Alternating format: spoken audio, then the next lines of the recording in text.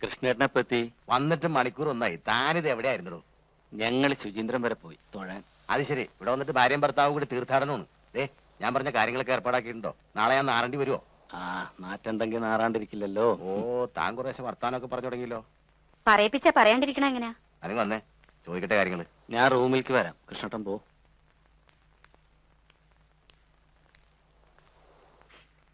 നിർമ്മലേ, എന്താ എന്താ നിർമ്മലേ? എന്തിനാ കരയണേ? നിർമ്മലേ, നീ കാര്യം എന്താണെന്ന് പറയ്. നിർമ്മലേ, എന്താ എന്താ കരയണേ?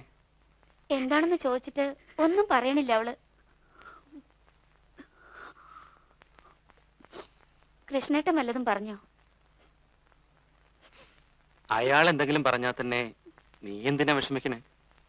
അയാളുടെ വീട്ടിൽ കഴിയണമെന്ന് വെച്ചാൽ അയാളുടെ ചെലവിലൊന്നും അല്ലല്ലോ. നിനക്ക് വേണ്ട നിന്റെ അച്ഛൻ സമ്പാദിച്ചെന്നുണ്ട്. ഇത് അതൊന്നും അല്ല. വേറെന്താ? ഒന്നുമില്ല. ഇനി ഞാൻ ഒറ്റയ്ക്കാണല്ലോ എന്ന് ആലോചിച്ചപ്പോ. ഒറ്റയ്ക്കോ? അപ്പോ ഞങ്ങളൊക്കെ ഇല്ലേടി നിനക്ക്?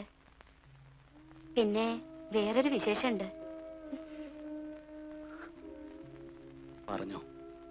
ജീവനോടുണ്ടെന്നെങ്കിലും അവൾ അറിയട്ടെ. എന്താ മാലതേച്ചി? ഞങ്ങള് ബാലേന്ദ്രനെ കണ്ടു.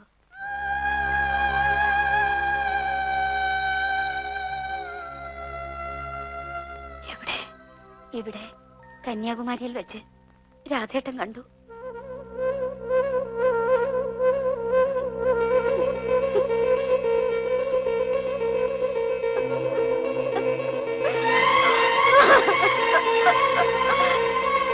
എവിടെ രാധേട്ടാ? രാധേട്ടാ, ബാലേട്ടൻ എവിടെ? പറയേ. ഈശ്വര, ബാലേട്ടൻ. എനിക്ക് വിശ്വസിക്കാൻ പറ്റണില്ലല്ലോ.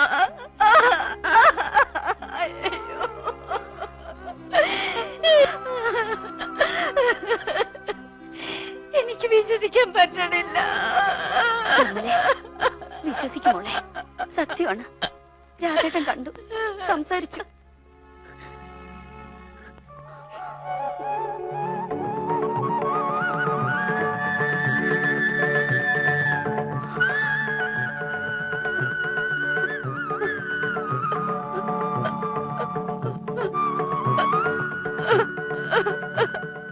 നിർമ്മലേ, മോളെ, നിർമ്മലേ.